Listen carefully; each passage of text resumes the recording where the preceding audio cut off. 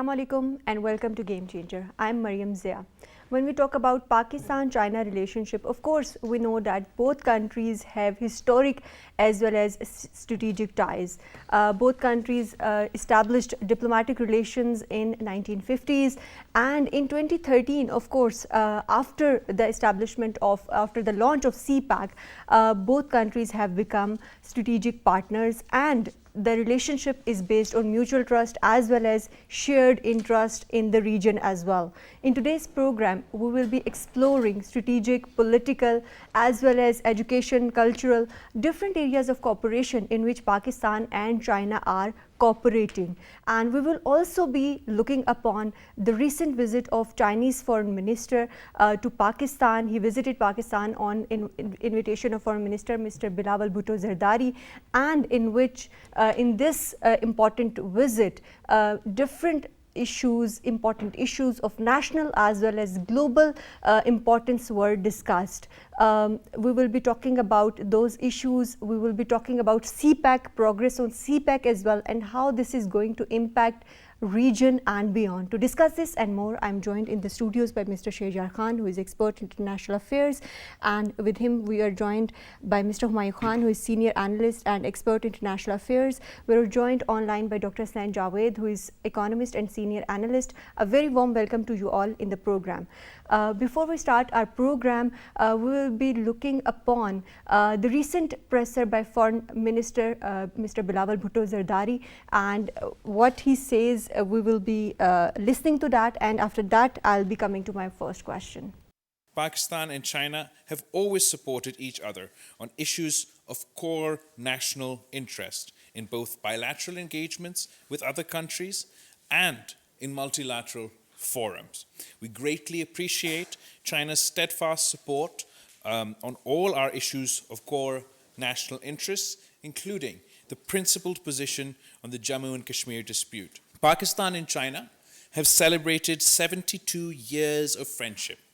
This partnership has grown over the years and enjoys consensus across generations and political divides. Our two countries have stood with each other for decades and would continue to stand with each other in the decades to come. We also agreed on the importance of the China-Pakistan economic corridor and reiterated our abiding commitment to its high-quality development. As you are aware, that this year we mark the completion of a decade of the China-Pakistan economic corridor. We will continue to work together with all stakeholders for peaceful, stable, prosperous, and united Afghanistan.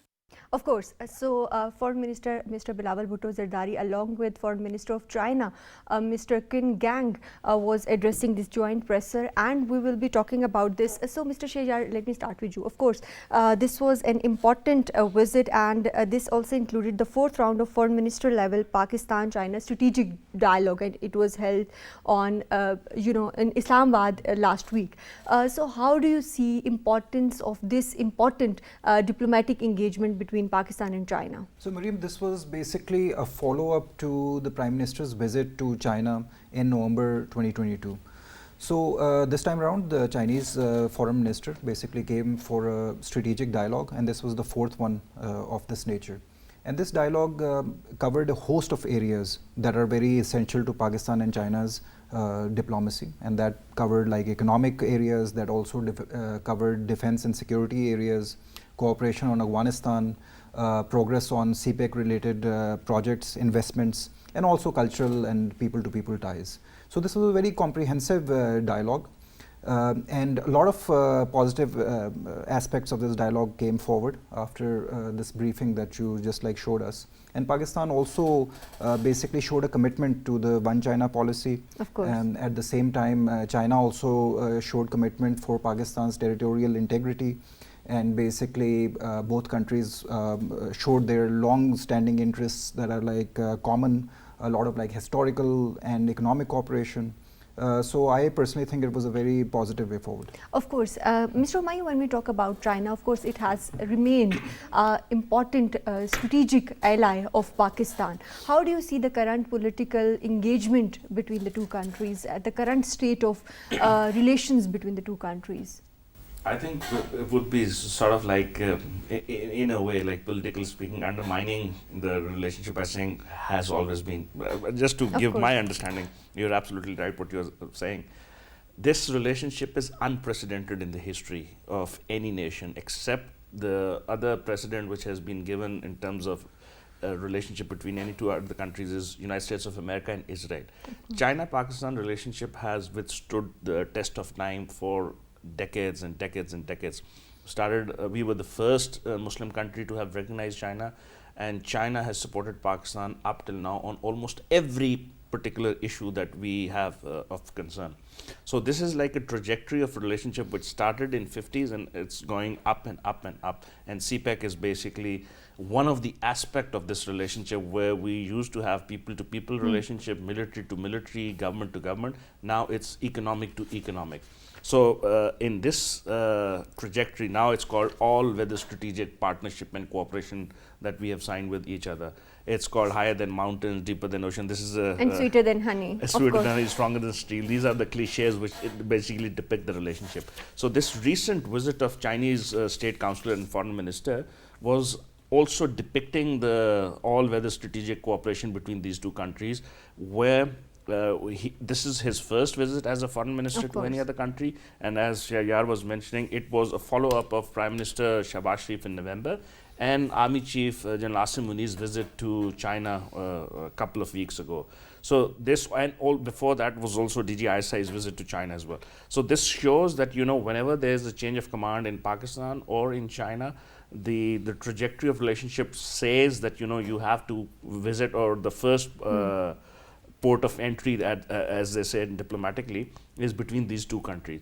So both countries have not only as a figure of speech shown to each other, but also they have given each other the due importance within the region. China gave Pakistan the most important strategic position within South Asian region and And the outside. cooperation between Pakistan and China has always remained that of win-win situation between the two countries. Absolutely. It's an alliance. It's like a win-win situation. There is no zero-sum game between Of each other. course. We want to have cooperation on Afghanistan. We have cooperation on Indian Ocean. We have cooperation on military-to-military relationship. And now, as the flagship project of Belt and Road Initiative, which is President Xi Jinping's flagship project, Of course. we are working on extending CPEC to Afghanistan, to Central Asia, and then the To the region and interconnectivity. beyond. Absolutely. And we will be talking later in the program about BRI and its flagship program CPEC as well. But Dr. Hasnain, when we look at the recent developments in the region, how would you access the recent developments or the recent cooperation and high-level delegation visits between Pakistan and China? See, and there is a core issue was Afghanistan, and one of the most important issue was to bring the peace in Afghanistan and settle down the position of Afghanistan, whether it is under the Quad or under the I2U2. It has to, I mean, fix it by any means. So both sides understand the importance of maintaining the peace and stability in South Asia, as they are going to invest further more $59 billion in the CPAC. So in South Asia, a need for the resolution for all the outstanding disputes. And then, as a Pakistan side briefed the Chinese side on the latest development of the situation in Jammu and Kashmir. Of Of course, course. that is another integral part of Pakistan, which has to resolve, but territorially or geographic proximity is also involved. So, stressing the peace and stability in Afghanistan is vital for the socio-economic development, connectivity, and prosperity in the region. Both sides called all stakeholders to work together for the peaceful, stable, prosperous, and united Afghanistan, which would be firm, combat terrorism, and live in harmony and the neighbor. So, which is very much important. And second part is to help the Pakistan, how China revived the bailout packages, which is about the recent one is the China gave 1.3 billion, and then is the installment of the 500 million. That's the other part.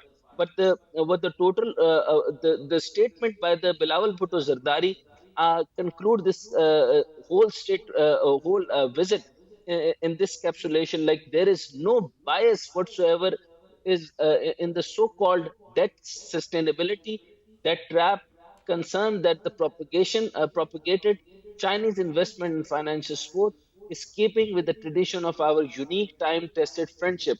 And then there is a very important discussion which is going to have is the China-Pakistan agree to extend BRI to Afghanistan. So I will further talk on this issue. That is very important. This is the core and hub of this whole discussion that how BRI to Afghanistan to maintain the peace so that the Quad's intentions and ITU to where the Israel and India and on the Of other way course. America and the UK have created much turbulence for the Afghanistan. So we need a peace in Afghanistan. So China Of wanted to course, have the but industrialization within Afghanistan. of course, but when we look at the region, like you mentioned, that situation in Kashmir as well as this current situation that we witness in Afghanistan, the instability in Afghanistan is impacting the region. What do you think that China is, the role of China in all this situation, and how Pakistan and China are cooperating in this specific area? See, you have seen, as being observer, as being participant observer, or the neutral observer, you have seen the Shanghai Corporation. Of course. How India behaved to Pakistan. Have you seen that? It was a joint venture. Of course, 8 members were there, and other observers are also there. And but India behaved particularly to Pakistan in a very pathetic way, in a very bad manners. Never been, precedented in any way. So they have a biggest threat. I talked to some of the justice in India, and I have talked to so many other people in a different programs. So this says they have the biggest threat to China. So they are saying that the China have the ambition to expect ambition of expansionism. They are expanding their territories to Pakistan. They are expanding their territories to everywhere else, and they want to jeopardize and under the trade.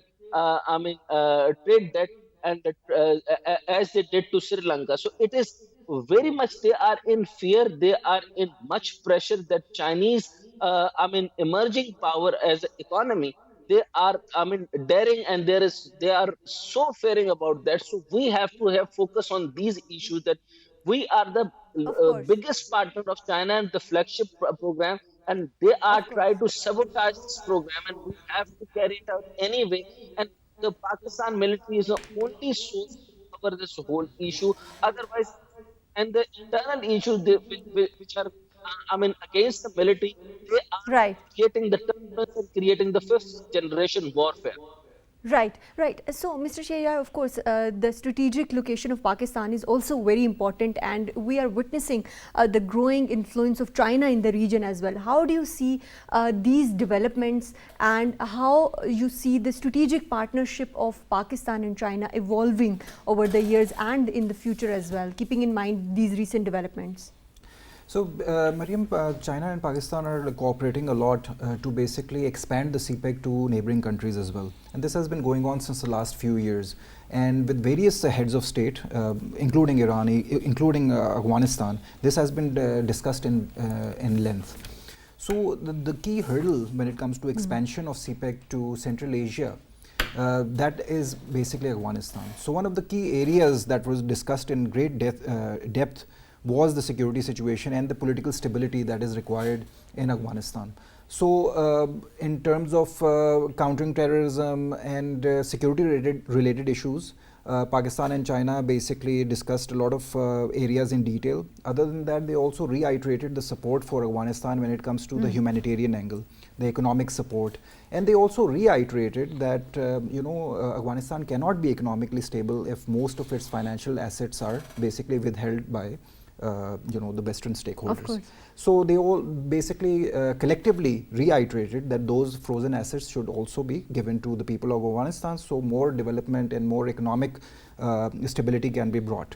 Of course. So, Mr. Omaya, how do you see these strategic partnership between Pakistan and China influence the current geopolitical dynamics in the region, in South Asia and beyond? You know, right now we're discussing about the world being divided into, again, bloc politics. Having said that, Pakistan has time and again shown its inclination towards having relationship with all the bigger power, but we have already made it clear that we are very close friends with China, and that is also based on international law, international principle of equality, distribution of power, resources. And within that framework, we decided to join China-Pakistan Economic Corridor, which was part of the Belt and Road Initiative. Within that framework, now we would like to extend that. We would like to extend the South Asia, Central Asia connectivity. We would like to help Afghanistan, which is like a brotherly country since ages. Like we can't choose our neighbors, so now they are our neighbor. We need to find out solution for whatever the problems they are facing. So within that framework, Pakistan has offered to extend China-Pakistan Economic Corridor and ask the Afghan side to gain benefit from that, because we have expertise. We have almost now 8 to 9 joint working group which is working on energy, infrastructure, transport, Gawada, socio-economic development, science and technology. We have a long-term plan of CPEC as well. We have industrial cooperation. We also have science, agriculture, which is one of the most famous, important aspect of our cooperation. So Afghanistan can benefit from this thing, but because we already have infrastructure there, we have Gawada port there, we have other related infrastructure. So if Afghanistan wants to join, China and Pakistan collectively help Afghanistan in order to have what Shaya was mentioning, mitigate their security concern, mitigate their economic concern, mitigate their socio-economic deprivation that they have faced for last 50, 60, 70 years. So I think this is a great opportunity for Afghanistan to become part of this endeavor, and then it won't be China-Pakistan Economic Corridor, it would be BRI, which would be extended from CPEC to Afghanistan. Of course, we will be talking more about China-Pakistan Economic Corridor.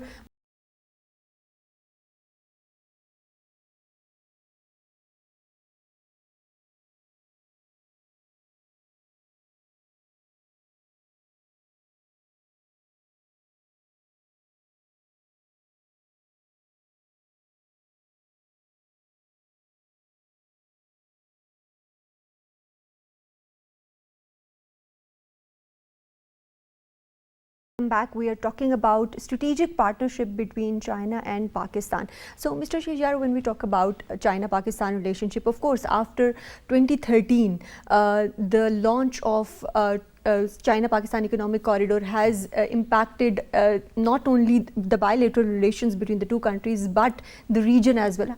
And it has remained a centerpiece for, connectivity in the region. How do you see the progress of China-Pakistan Economic Corridor so far, and the geopolitical implications of this project as well? So, Mariam, in this particular dialogue, the progress on CPEC was discussed in great detail. So there are like a few infrastructure projects that are being discussed. And 10 years of launch of CPEC was also celebrated by both countries. So the 10 years launch of CPEC was celebrated. And it was like discussed in detail on the key infrastructure projects that were pending, and the progress on those were discussed. So these very important projects like the ML1 railway system, that was discussed in detail. Other than that, progress on the Karachi Circular Railway, that was also brought under discussion. Other than that, Gwadar Port, which is also known as the crown of CPEC. So the progress in regards to the Gwadar International Airport and the Pakistan-China Friendship Hospital. So these are the few infrastructure projects that were discussed. Other than that, there is this like growing perception that has been propagated by Western capitals that CPEC is basically China's way of indulging into debt trap diplomacy.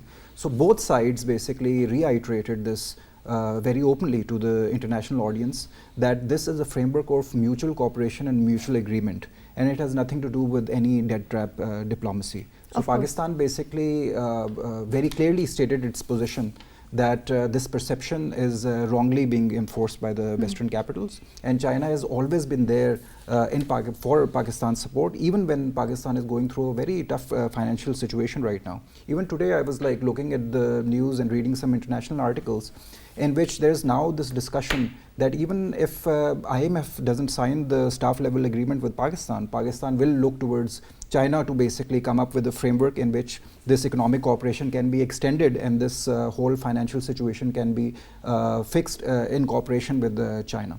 Right, and in current economic situation of the country, when we talk about this recent visit, how do you view the importance and the timing of visit of Chinese foreign minister to Pakistan? Because this was in the same dates that that foreign minister came back from India after attending SCO. So how do you view I all think this? this was absolutely very important in terms of substance and also in terms of optics.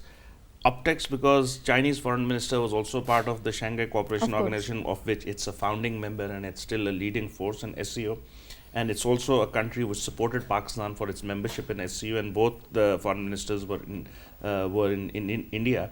And after that, coming to Pakistan was also an optics as well as the substance, in a way, telling the world that we give so much importance, that now we are at a part of a multilateral organization, and then we choose to come to a country with which we have all weather strategic cooperation and partnership. So coming here was like the fourth trilateral dialogue on the foreign ministers level, which Shahyar has mentioned and Dr. Isnan also mentioned. This was also showing to the world that how much importance China gave to Pakistan. So the entire gamut of relationship was discussed. A review of the CPEC progress was discussed. Military to military cooperation was discussed. Security cooperation was discussed. International issues were discussed. And Of course. Pakistan also reiterated its position, as Shahyar was earlier mentioned. We believe that it's one China policy. It's how China Sea belongs to China. We also believe in Taiwan, Xinjiang issue, and there was a unanimity of view on almost everything. And on the other side, the Chinese side also said the same thing, that we believe CPEC is there for the benefit of the people of the region. Also, they believe in the resolution of Kashmir dispute on the international course. law and UN resolution. So this was one of the most important aspects, that the foreign minister is visiting the Chinese State Councilor and the foreign minister for the first time to any country, and he chooses to come to Pakistan. Of course. Prime Minister Shahbaz Sharif was in China in November. He was the first head of the state who visited and met President Xi Jinping and the leadership after he was the elected as the third time. So these theatrics and the optics basically tells that these two countries give each other too much importance, not only in South Asia but all international relation issues that we faces on daily basis. Of course. Dr. Hassan, when we talk about the optics, of course, like Mr. Humayun mentioned, that optics were great, and we know that China has remained an important economic partner for Pakistan as well. How do you see the investments made by Chinese companies in Pakistan have impacted Pakistan's economy so far, and how do you see the future of the economic relations between the two countries? See, before talking about the, trade input by China or FDI by the China, I just wanted to, unveil the reference of Washington criticism of China's investment partner on Pakistan. So, the Foreign Minister Qin Gang says, so for those who make false suggestions about debt trap, I suggest that you ask those people what have they done for the national development and well-being of the Pakistani people. That is very much important statement for the whole of the trade partnership. So leading the investors in the Pakistan in the first 5 months in 20 to 22, before that, in the 4 years of the PTI government, there was a lot, much investment go back just because of the wrong policies given by them, because of the 70% of the power project companies which are working in the uranium and other areas, and they are doing so well. So just with the 50-50% of the partnership and some of the not understanding the GDP and Kaichek index, because there is a financial change. There is a GDP and there is a Kaichek index. They are working in the Kaichek index, which has the calculation of the different area, and the GDP calculated in a different area. So they have said, and Abdul Razak Dawood have stated miscalculated statement to the word that we have to work and revisit the whole project. So they have given a big dent to all of the FDIs. Now, what we have done is now is contributing is 23.83 million percent, and it is about 105.5 million to its FDI from 2013 to 2022. So volume is increasing day by day, and 50 billion, 63 billion were there. But in agriculture products, now I have seen that they want a boiled meat, then the fisheries, then the dairy and the other products they must need, and they are moving to the different ways. And 59% of the more development in the different areas are working on. So bilateral trade between the two countries will cross 550 billion with the next 5 years. I'm Right. telling And you, what very sectors are calculation. right? And what sectors are going to be most impacted by these investments? And what about the status of FDI when we talk about the investment opportunities coming from China to Pakistan? Yeah, very important question. Yes, they are going to develop the nine economic zone, and as I told you, they have the developed this spice farming area in Pakistan, in the Bostan area, and then they are going to invest in the rice, simam seeds, pine, nuts, textiles, seafood, and other agriculture products. So, textile product is very much good, and but they are giving the input. So, as our cost goes down, one of the major problems facing by China is their cost of labor is increasing day by day, and they have the maximized labor cost. So now the Pakistan is much needed area, and our labor wage cost is much lower than them, because now they are onto the international standard, and their quality is up to the international standard. So now they wanted to negotiate with us. Of course, you scratch my back and I scratch your back. This is not higher than the sea and over. This is all good, and honey is very much important. But uh, uh, uh, the nation has all their own interests, and we have to revolve around the interests. You scratch my back, I scratch your back. So next important thing in the trade partnership, China needs our support in the very important area is retreated Pakistan firm support of China on all its issues, including one China policy.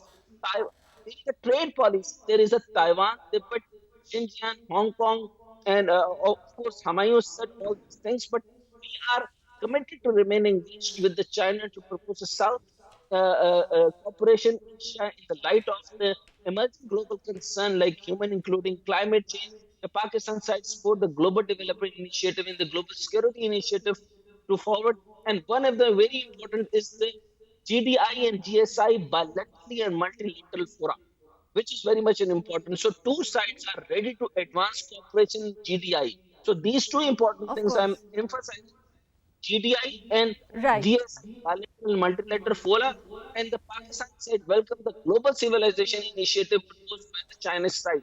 And then later in the part, I'll talk definitely about Right, right, the China right, right. So, Mr. prosperity in Humayun, the of previous course, part. when we talk about Pakistan-China relations, infrastructure projects and development has always remained very important, right? So, what is the progress of latest infrastructure initiatives between the two countries, and how they are going to enhance connectivity as well as the trade volume between the two countries? Absolutely, this is very important, as you were mentioning earlier, that this is the 10th anniversary of China-Pakistan Economic Corridor, and we will be celebrating that with a lot of fanfare.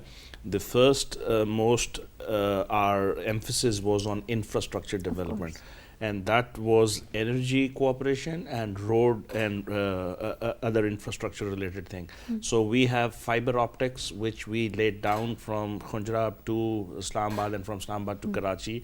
We are also part of Chinese new global positioning system. We call it GPS, and that's another version on the Chinese side.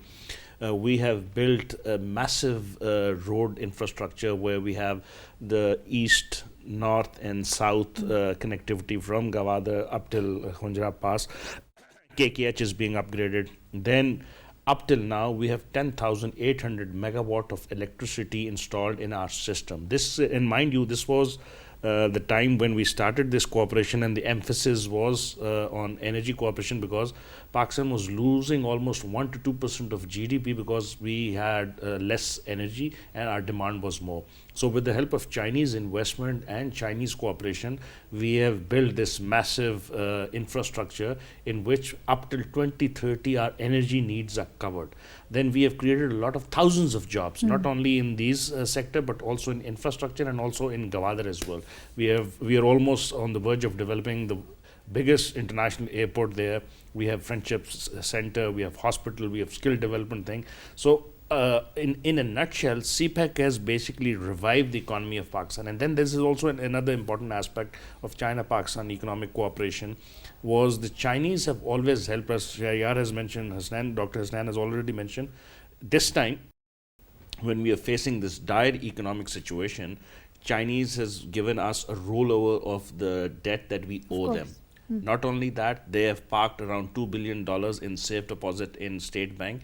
And as of now, we're also negotiating if the IMF deal, which has become a little more politicized than the economic thing, if it doesn't work out, because Pakistan has always almost fulfilled every demand that they have. Now they're asking for more demands.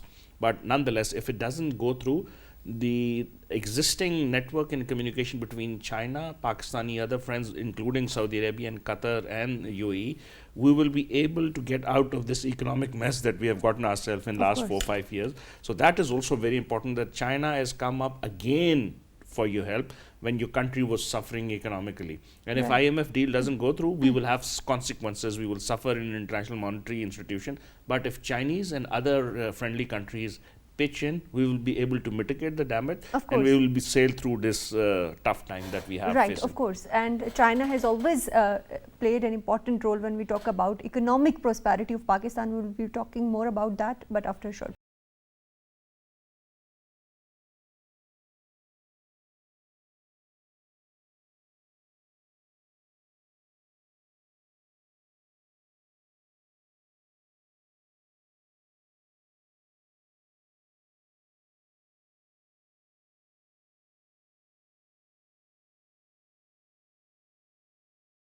We are talking about Pakistan-China relations and its importance for the region and beyond.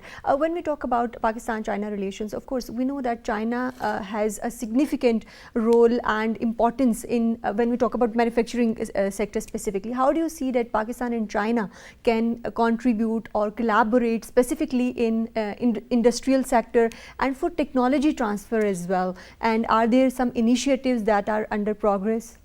So, Mariam, very interesting question, because in this dialogue that happened a few weeks ago, one of the key areas that were discussed was the framework on industrial cooperation. Of course. So, as we all already know, and Humayun Sahab also mentioned in detail, this was supposed to be the second aspect of the CPEC. After completing all the infrastructure projects, there was like this talk on basically moving most of on industrialization of Pakistan, and like bringing a lot of like industrial capacity from China to Pakistan, and in that framework a lot of special economic zones are there, and some of them have already been they're like already functional, and China has already started working on them. So these are the key areas in which like a lot of discussion is being taking place.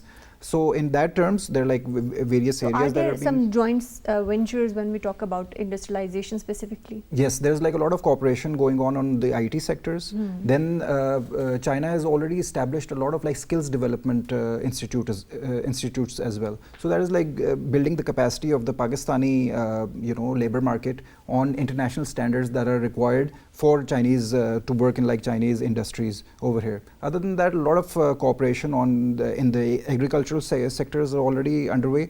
A lot of cooperation in terms of like textiles and development of chips is also like being discussed, and obviously a lot of trade related cooperation when it comes to moving goods from Gwadar to through the CPEC to China as well as Central Asia. So that's like being discussed right now. Right. So how do you see that these joint ventures and different initiatives have impacted the economic landscape of Pakistan? So this has already had a very positive aspect, because a lot of like regional countries are like seeing the benefits of this cooperation on regional integration, and they want to be a part of this whole cooperation as well. And we know very lately China has played a very key role in resolving a lot of like regional conflicts that were brewing, that had been like going on since decades in Pakistan. And one of the key example is the rapprochement between Saudi Arabia and Iran. So this like kind of shows that even Saudi and Iran are basically saying that there's no benefit in conflict, and there's like a lot more benefit to be had if there's like more economic integration and economic cooperation in this region. And as soon as these like regional issues are resolved, as well as the whole security situation in Afghanistan, we see a lot more cooperation in the region overall. Of course. So, Mr. Omayo, when we talk about Pakistan-China relations, counter-terrorism efforts are also very important, and China and Pakistan share a border as well. So, how do you see the collaboration on security and defense sector between the two countries? I think this is also one of the most unique relationship in a way that our our basis of relationship started in terms of having a border agreement with each other in 1962. Before that, diplomatic relation was already there, and then since then there's a trajectory of defense cooperation up till now, and then it's moving on a higher trajectory every day. We have joint cooperation in missile technology. We have joint cooperation in manufacturing tanks. We have joint cooperation in frigates, in Navy, Air Force, Army, strategic cooperation in nuclear technology as well. So there's an entire gamut of this relationship which focuses on defense cooperation. Other than that, both the countries are part of Shanghai Cooperation Organization. We're also part of this mechanism which is called Regional Anti-Terrorism Mechanism, which is called RATS, through which we have joint cooperation on counter-terrorism. But we also have a bilateral mechanism, of which we just had this foreign ministers strategic right. So are there summit. some joint counter-terrorism strategies that have been adopted by the both Absolutely, countries? absolutely. Like we exchange information on most of the issues. Border management is something which has just recently come up, because after this bilateral meeting, we also had a trilateral meeting with the Afghan interim foreign minister. He was here. So border management, counter-terrorism, and defense cooperation was discussed in that particular meeting. So our focus is to have maritime security. Our focus is to have border infiltration, be it drug related, be it human trafficking, be it terrorism related. So there's an overwhelming emphasis on how to manage these borders within these South Asian nations and also cooperate at the same time. Of course. Dr. Hassan Javed, when we talk about Pakistan-China relations, CPAC remains a key factor between the two countries. So how do you see the future trajectory of relations between the two countries, specifically in the context of CPAC and its impact on the bilateral relations and on the regional economic integration as well? So this time around, it would be the second round rather the third round of the CPAC. So they are more focused on the other part rather than the infrastructure and power. So they are going on the manufacturing area, which is very much important, and always and already I mean emphasizing on that area. It's a commercial consular Pakistan embassy in Beijing. The Ghulam Qadir invited a top Chinese enterprise to develop industrial parks in Pakistan, encouraging investment and relocation in export-oriented efficiency, seeking in labor-intensive sector. And then is China is largest producer and exporter of industrial equipment and construction machinery, which can also be developed Pakistan as a next hub of Chinese manufacturing. Moreover, we are both working together in the different parts. Of course, in the military strategic area, are most of the military personnel going there in the different areas of China, and we are working in the different missile manufacturing Right. areas and the war strategic areas. So China has delivered two fights to Pakistan Navy, completing a four-warship deal link in 2018 amid deepening military cooperation between two nations. And then also, uh, uh, as I told you earlier, that Pakistan is working on the CPAC. And of course, they are holding the talks of the security between the Taliban and how they extend the Belt and Road Initiative to Afghanistan and potentially drawing the Of course. billion of the dollar fund infrastructure project in the sanctions hit country. And then they are also urge Afghan aid completely linked from the political considerations. So there are so much of the working in the CPAC and acceleration of the Right. CPAC and inviting other countries to the CPAC. That is the biggest area to work on. Of course, that remains the biggest area. Lastly, tell us about the future trajectory of relations between Pakistan and China, specifically when we talk about education and cultural exchanges between the two countries and people-to-people contacts between the two countries. So, Mariam, according to China's Global Civilization Initiative, that like focuses more on how civilizations basically accept diversity, how they develop people-to-people contacts, and how they basically respect each other's cultures and like values and a lot of like societal values as well. So in that case, a lot of like cooperation is going on between Pakistan and China, especially in the terms of education. There are like over 60,000 Pakistani students that are like going and studying in Chinese universities in the fields of technology, in terms of like medical sciences, and there are like a lot of other cooperation taking place as well. Initially, when you asked the question, you basically asked me like, where do you see all of this cooperation going? In terms of like the financial sector, I see a very important development going on in which a lot of like analysts and international financial experts are basically seeing AIIB, which is the Asian Infrastructure Investment Bank, as becoming a sort of a replacement for IMF for a lot of countries that are going through financial crises. And because now, due to the multipolarity of the world and how the bloc politics is coming on again, I see the AIIB taking a lot more initiative and a lot more expanding in its scope. Initially, AIIB was only supporting infrastructure projects. Right, but and now they're like expanding their scope, and Pakistan will probably be going more towards the AIIB side as well. Of course, and this is going to enhance cooperation between the two countries. Thank you very much, Mr. Shehryar Khan, for joining us in today's program. Thank you very much, Mr. Humayun Khan, for being with us in today's program. Thank you very much, Dr. Hussain Javed, for joining us in today's program. Of course, in today's program, we discussed about the strategic partnership between Pakistan and China, and we also talked about the recent visit by Chinese Foreign Minister to Pakistan on the invitation of Foreign Minister Mr. Bilawal Bhutto Zardari, in which in this program, of course, we discussed about the strategic, political, as well as economic aspects of the relationship between the two countries and how both countries are collaborating not only on the issues of national interest but of regional and global issues of interest as well. And both countries have reaffirmed their firm resolve to cooperate further in different fields for a win-win cooperation, not only for the two countries but for the region and beyond as well. That's all from Game Changer tonight. Take care. Allah Hafiz.